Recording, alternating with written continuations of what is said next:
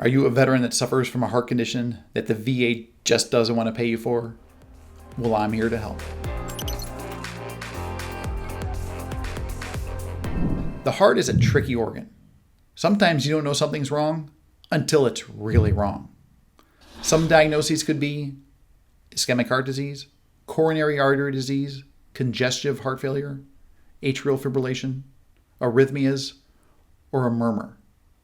Some symptoms you may experience are chest pains or tightness, easily fatigued, swelling in your ankles or your feet, or maybe you just get out of breath walking to the mailbox, bathing, or simply just eating a meal. Unfortunately, the heart can lead to other serious conditions, such as a stroke, peripheral artery disease, high blood pressure, depression, or simply it just keeps you from working. So if you have any of these things, the question is, how do you win your VA claim? Well, you need 3 elements for a successful claim. The first element is a current diagnosis.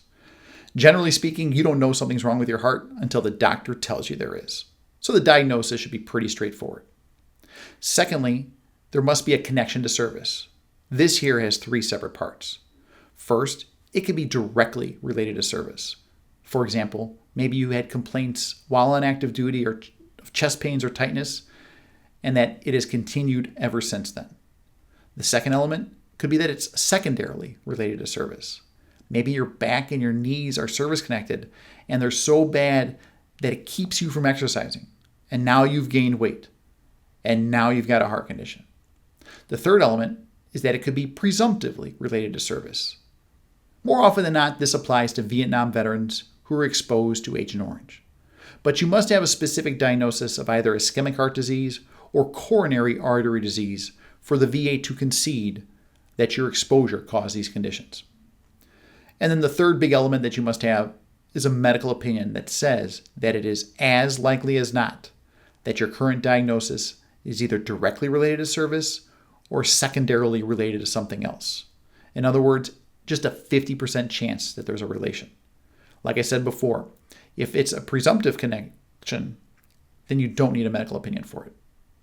So now that it's been granted, the question is, what might it be rated?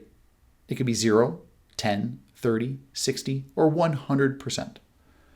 Prepping for a CMP examination in order to tell the examiner exactly what symptoms you have and what limitations you have is vitally important.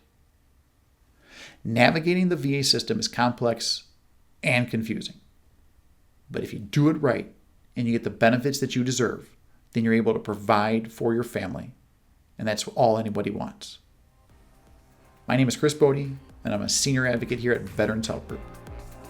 If you have any questions, please call the office for a free consultation or click on the link below to subscribe to future videos.